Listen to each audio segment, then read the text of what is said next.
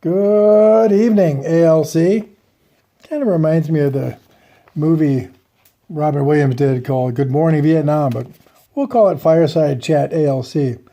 It's good to see you all tonight as we spend a little time gathering together.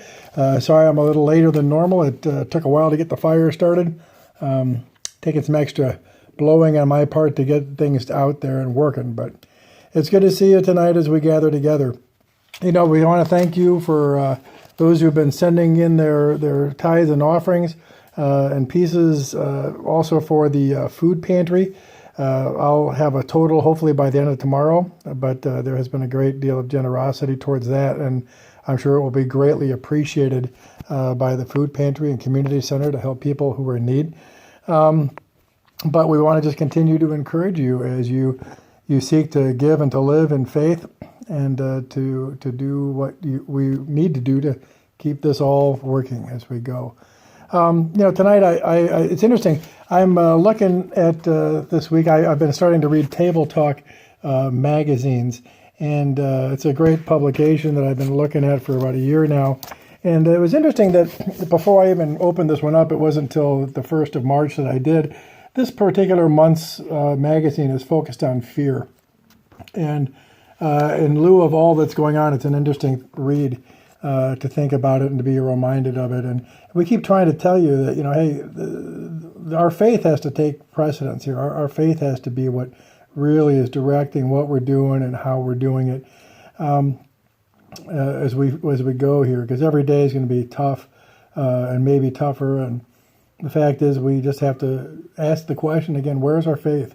If we've built and we've been growing in a faith truly in God's presence, this stuff doesn't really faze us. We know there's going to be troubles. We know there's going to be hardships. We know we all have to sacrifice, but that's a part of the gift of the Christian faith. And again, part of the passion that we're dealing with Christ is that He examples that giving and sacrifice is the way His followers are to be. But this particular day, as I was looking at it, it was talking about fear and related to things like financial loss and things. And in lieu of the things that are going on again right now with people who I know are losing work, people who are being reduced in work, we have people who are giving to the church to try to pay for salaries and pay for things that are going on, especially all the people who are working at the preschool. People have been very generous there. But we also have other staff and things working on. And then there's just the regular cost of doing business and things that are happening at the church. But, as I was reading this, it reflected in my mind that, there's always something going on. There's always a reason for us to have financial fears. And sadly, though Jesus tells us, the love of money is what is the problem, and we might say to ourselves, oh, I don't have that. But if you start realizing how connected money is to your being able to accomplish or achieve anything or have anything, and if your focus is now suddenly like, well, how am I going to have, and what am I going to do, and what's possible for me if I'm losing things, if the stock market's dropping, if my retirement gets challenged, if the stores close down, if whatever happens, those things are always part of our life. Financial security is always on an edge. It's literally every day.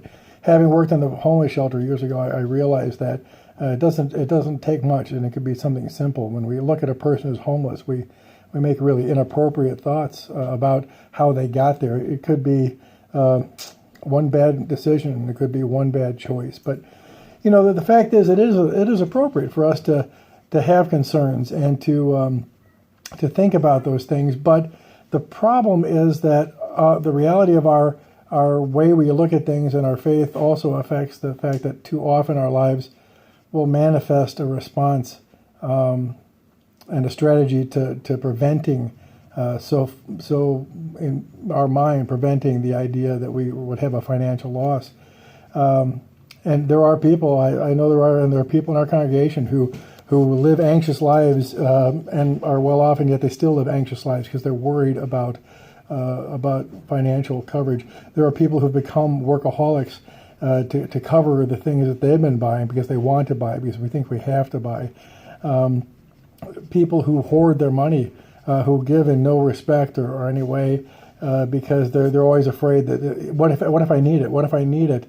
But the fact is, for all of our fear, it's never going to be enough to cover the possibility that's there. The question is, what does God do in the midst of all these things? And as one line struck me as I looked at this devotion, it said that the fact is that all these things, the stingy, calculating, treating every decision and relationship as if it were a financial balance sheet, what happens is that generosity dries up, and still the specter of loss remains. The truth is we gotta think about the fact that in these days we have to learn to trust in the God who is proved it and who is it, that he is a loving, generous father who cares for his children. Just open up your catechisms and go to the first article of the Apostles' Creed and look at Luther's explanation and how God gives and gives and gives without any merit or worthiness in us, but because he's a loving father. It doesn't say he's going to give you all the things you want. He says he's going to give you the things you need. And right now, that's maybe the question we have to ask. What do I really need? And okay, maybe you're not one of the hoarders. And yet, I found myself the other day going to the store to pick up a few things. And as I kind of walked through the store, I looked at my box and said, do I really need all this stuff? And I just had a box I was carrying because I didn't want to fill a cart, and I knew I didn't need much. And yet the thought was there, am I kind of hoarding? Because I don't think I really need 4 boxes of this rice mix right now. I could get 1 or 2 to survive for the next couple of weeks. So we have to pay attention to ourselves. We have to ask questions of ourselves, not of anybody else, and not pointing a finger at anybody else. It's our own faith and our peace that we have to look at. Years ago, I had a guy named Dick Zolnowski who was in my congregation in Nebraska, and I've told several people about this. And one day I was out there working with this 80-year-old guy in his garden, and we started talking about things. And he said, Pastor, back when the Great War happened, he said, people took care of each other. If somebody showed up at our house, my mom always gave them a sandwich or gave them what they needed. We tried to get some money together for them. We did what we needed to do so that everybody was taken care of, so everybody could survive together. And now this is like maybe almost 8, 9, 10 years ago he said this. He said, I'm afraid when something really bad happens in our world today, we won't take care of each other because people are only going to be thinking about themselves. And that's a challenge for us. That's a real challenge. Have you been thinking about yourself only? And if you have, that's okay. God can forgive that. The question is, how do we start learning to give and give away and give out and serve and look for ways to be generous? Because actually, the more we find that when we give away things, the more we actually do receive from God's presence. He's a giver of good gifts. Again, not what you want, but what you need. And he's given everybody in our congregation enough that we have enough and some that we can give, and everybody can be worked with and supported and taken care of in what we do together. This morning we had our first morning prayer service again, but this time was different because it was by webcam. And one of our people, Grace Hansen, was sitting outside doing morning prayer as we had our webinar. And I kept losing my place in the service because there was this bird who kept singing a song. And I even at one point stopped in this worship. I said, I'm sorry I keep losing my place. I said, I keep focusing on the bird. I keep focusing on the bird. Because what I was thinking of is I heard that bird chirping, and knowing that Grace was sitting outside when it was still kind of dark and in the morning watching the sunrise, I thought of all the early mornings that I've come as a pastor and gone to church early in the morning before anybody else is up, especially on an Easter morning. And I've heard the birds singing God's praise. I've heard the birds who have no storehouses, who have no place to put anything. And in the dark, they're singing God's praise. What an amazing, amazing thought for us today.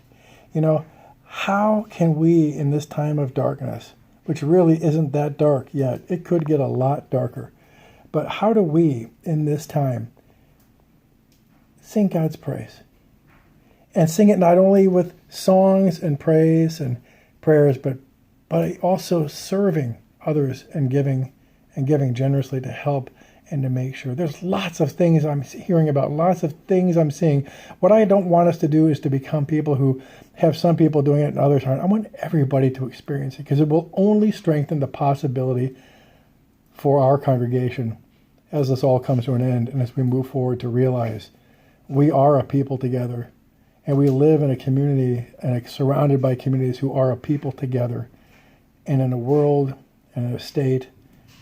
And when we do all that, realizing that togetherness of how we are called to be in God's kingdom and presence, what a wonderful world it could be.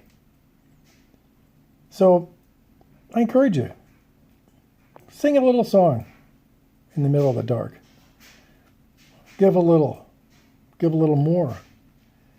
Maybe give sacrificially and let God bless you to see how much more he'll pour out on you. Don't give because you expect him to give it.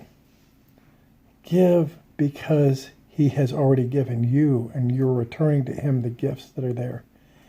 And then let him show you what it means that he is a powerful, giving, loving Father. I hope you all have a great, safe night. Take care of yourselves. We're going to be in touch. Amen.